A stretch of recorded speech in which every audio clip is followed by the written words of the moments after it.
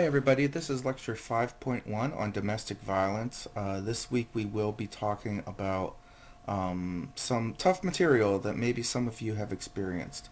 If you do find that you or somebody you love is in need of help relating to domestic violence, you can call 1-800-799-7233. Um, Domestic violence is really, unfortunately common. Every day, thousands of Americans are victims to family violence, and this includes children, spouses, and older people. And since and it's troubling and it's counterintuitive, but the family is actually one of the most violent social institutions. Now, there are many myths and facts about family violence. There is a myth that family violence only affects the poor. The reality of the matter is that all social classes are impacted by family violence, and in fact, most demographics, when you talk race, class, ethnicity, sexuality, most are at equal rates to each other. The reason we perceive poor people as to having higher rates of family violence is because they are less able to hide it, right? So, if you live in an apartment building with a lot of other families, or if you live in a trailer park real close to other people, then you are in close proximity with other people. But if you live in a huge mansion out in the middle of the sprawling countryside, then your domestic violence, your family violence, isn't as close to other people. Another myth is that violence and love are so opposite that they cannot exist together. That is a really dangerous myth. Actually, that's a myth that perpetuates domestic violence in a lot of relationships. The reality of the matter is that there are cultural tendencies within our society that still allow some parents to resort to violence to discipline their children, and this is an ongoing debate in our society. Right? Is spanking violence? Is it not? And then if you go past that, that where spanking isn't violence, and then I mean it's a big gap, mind you, but then there are some people that think hitting their kid is also not violence because they are their children. And um, violent spouses, for example, and violent parents often express love for their victims. It's a complete misnomer. I mean, it's a complete misconception that violence and love can't exist at the same time. Unfortunately, and it's terrible, but all of our safety is so much more important than relationships we might be in. If you're abused as a child, you will abuse your children. Now, this myth is problematic because there is some truth to it. 70% of children who are abused do not grow up to abuse their children. So the strong majority of those who were abused do not abuse their children. But 30% who abuse do abuse their children, right?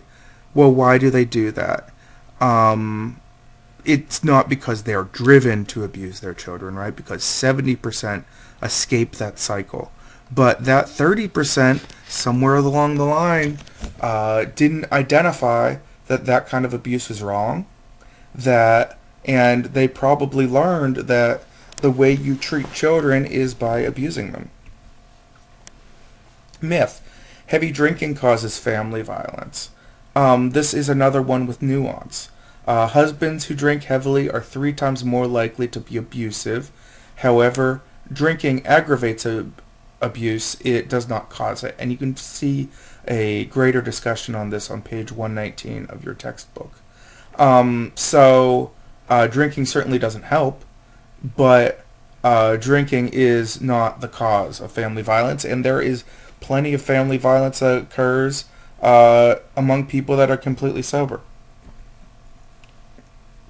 So, when we use a definition of family violence. So if we are only looking at physical and sexual violence that causes injury each year, so that's the very easiest type of violence to document. And assuming that there is more than this, but this is the bare minimum with the strictest scientific definition. Uh, each year, 14% of wives experience marital rape. That's intense. 3% of wives experience beatings. 6% of children experience child abuse, and 2% of the elderly are abused. And a lot of the people that are in these troubled situations try to hide that they're in those situations. And that is another reason for us to believe that these numbers are probably higher. Now let's talk about spousal abuse. Marital rape is the rape of a spouse by a spouse, typically a man raping a woman. There is good evidence to indicate that rates are similar among the LGBT community as among heterosexuals. Unfortunately, the way marriage laws were until 2013 and the way that policing dealt with the LGBT community, it's not easy to determine historic trends because the gay community has been ignored for so long. But from the data we have, the newish data we have right now, it indicates that this is about the same. Marital rape is the most prevalent form of forced sex, i.e. rape. 14% of wives experience marital rape in their life. Most involve the use of physical force, and forced anal intercourse occurs more often than vaginal rapes. And that is because rape, in most cases, is not about lust. It is about domination. It is about humiliation of the victim. Yeah, this is really troubling stuff, right? I mean, 14%. Yeah, really deeply troubling stuff. There are three causes of marital rape. The first are sexist beliefs that husbands are entitled to have sex with their wives, that it is part of the wife's job to have sex with her husband. The second cause of marital rape is husbands' attempts to punish wives. Again, this is deeply rooted in other forms of domestic abuse. And husbands' attempts to use rape as a form of control over their wives. So not just punishment, but an attempt to put her in her place, because this is seen by the rapist as a male-dominated act. Sex is for the man, right? So from that very sexist standpoint, he is asserting control. Spouse assault occurs in 1/3 of all married couples every year. And there are a lot of statistics being thrown in here. If you compute all of these together, if you look at the data, they turn out 1/3 sounds a little bit different than 16%, etc., etc., etc. But I assure you that abusive husbands act as if they have a license to batter their wives, right? And this is based in concepts of patriarchy. If you need a definition for that, patriarchy is the belief that men should be in charge of society.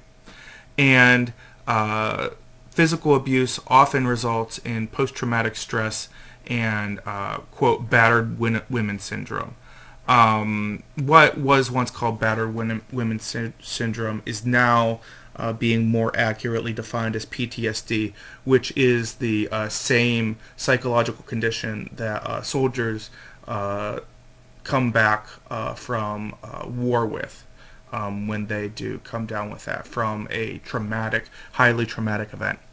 In this last slide, I'm not sure if I made the transitions super clear. We are now talking about physical abuse as opposed to marital rape. The overwhelming majority of abused women do wind up leaving their husbands, and that in these relationships, and that is a good thing, especially because cycles of abuse show us that when women or other people who are being abused do not leave their partners, it statistically most often ends in their death. And feminist theorists blame, again, patriarchy in society for both physical abuse and marital rape. Now let's talk a little bit about child abuse and elder abuse. And we talk about these together because while they may occur in the same place as spousal abuse, these types of abuse look different, which is important if you're someone that wants to go into social work or some other form of public service. And also, they are different phenomena.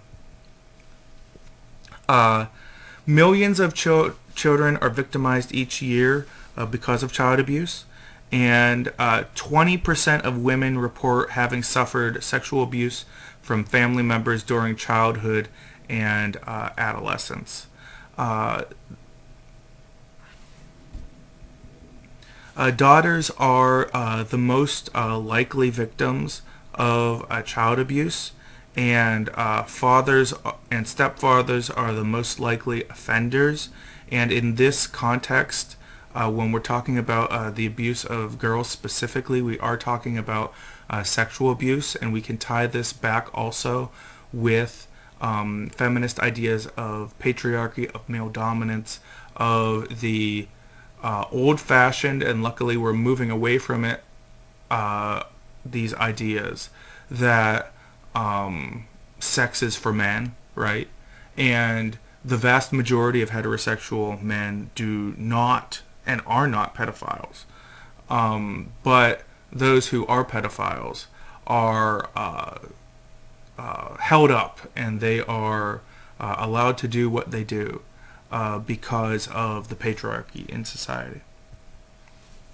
Victims of child abuse are prone, right? So it's not any kid that could hypothetically be molested. Those who are molested are most often in vulnerable situations. So they feel bad about the situation that they're in. And not only that, but after they have been abused, they often suffer academically. They often lash out behaviorally because of the psychological trauma going on in their bodies and their minds. So they want to break rules to try to make sense of the world. And once they get a little bit older and they're a little bit more physically mature, they are more prone to drug, alcohol, and other criminal activity. Well, what causes abuse? We did address that 30% of abusers were abused as children. Society's acceptance of physical violence as an appropriate method to discipline children also can lead to greater forms of abuse. And to be clear, we're not talking about sexual abuse right now. We've transitioned back into talking about physical abuse. So because some people think that it is okay, and a lot of people think it's okay to lightly spank their children, that justifies more harsh physical violence from those really troubled people.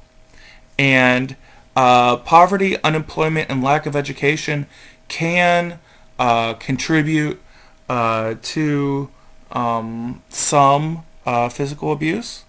It is a stressor in the family environment, right? So we just got done saying that it impacts all classes, and that is absolutely true. But the stressors of especially poverty and unemployment can make that abuse more frequent in those families where it occurs. 25% of the elderly require long-term care, and some are abused by caretakers. It's tough for the caretakers of the elderly, and they are If someone is prone to abuse someone, they will be more likely to abuse someone if they're being stressed. And the elderly who live with overstressed relatives are the ones that are most likely to be abused. Neglect, emotional abuse, and financial exploitations are the most common types of abuse of the elderly. So this is a little bit different, right? So the elderly, if you ignore them, can't necessarily take care of themselves. So that is a kind of abuse that a spouse is not cannot fall prey to, right? Financial exploitation. So the elderly may have made money over the course of their lives that their children may feel entitled to. But one must always remember that until those people die, that is still their money, even if people feel they're entitled to it. Now let's talk about some profiles and theories of abuse. Abusers are more likely to be younger, to be lower income, to experience a stressful home life, and to be socially isolated from others in their community. So these are the people that are most likely to be abusers. When we say young, we're probably talking 20s, early 30s. Yeah, and stressors and lack of ability to deal with those stressors that comes from social isolation. This is not to justify what they do. It is an attempt to understand why they do these things.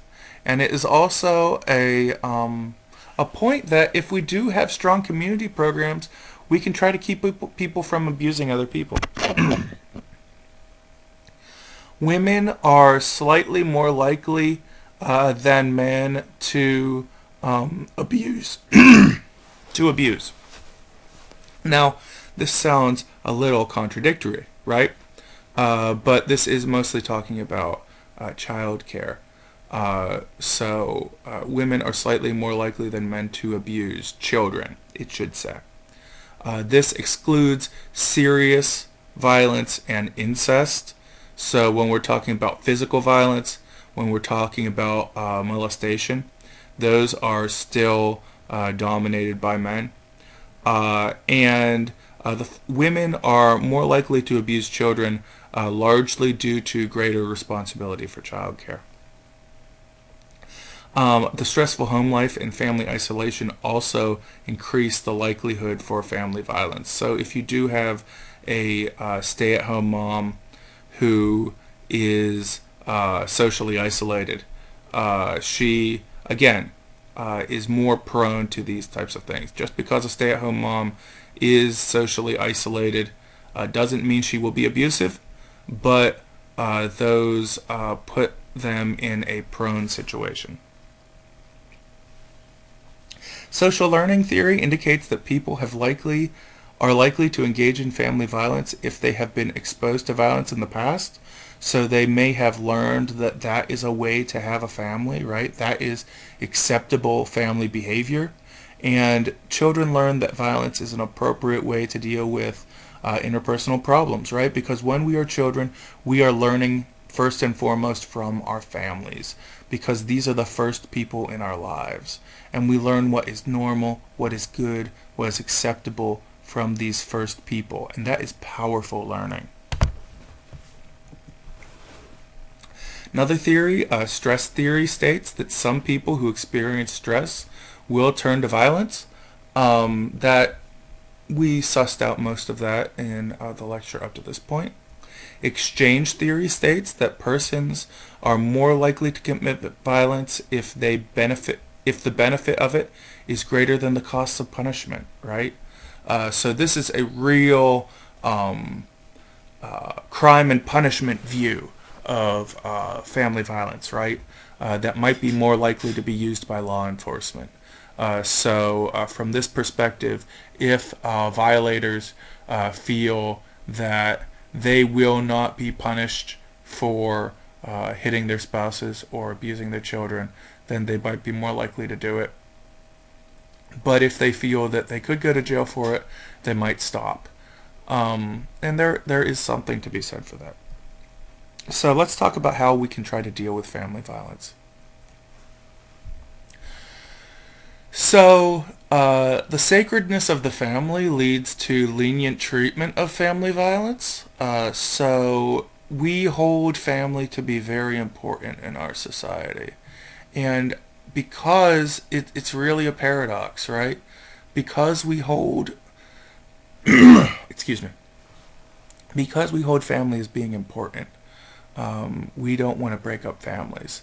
And family business excuses come up that, oh, those are problems that they're having in their family. That's not our place to do that. Well, when we do that, though, as a society, it can cause people to be killed. It can cause children to be sexually molested. It can cause a lot of incredibly ugly things. So it feels emotional. It feels traditional. But to save people's lives, we have to be rational about these situations. There are laws against marital rape and battery. Nearly every community has shelters and safe houses to protect victims. These shelters and safe houses are probably, unless you live far out in the country, very far out in the country, they're probably pretty close to you actually. Almost every little town, almost every suburb has, certainly every city, has places where battered women are being kept and being protected and where they can get away. But these places are secret because they need to be able to get away from the people who are abusing them. Uh, there are counseling programs at those places, and there are also counseling programs that exist outside of those places. And yeah, like I just said, these facilities are kept secret. They most of them look pretty much just like houses, any other house. That you wouldn't know it was a safe house unless you were living right next door to it. And even if you were living right next door to it, you might not even realize it. You might just think there are a couple women there who are roommates. Certain professionals are required to report child abuse to Child Protective Service agencies. These include, but are not limited to, doctors, to social workers certainly, and also to teachers. This includes ER professionals, first responders, police officers. So there are people in our society that are specially trained and required to report family violence. There is no formal government protective service agency for the elderly that falls in the same general social network as other forms of family violence, but most states do have mandatory reporting laws for reporting abuse of the elderly, as well as reporting abuse of children and of spouses. And that is it for this time. Good luck with your material. If you need any help with anything, please let me know.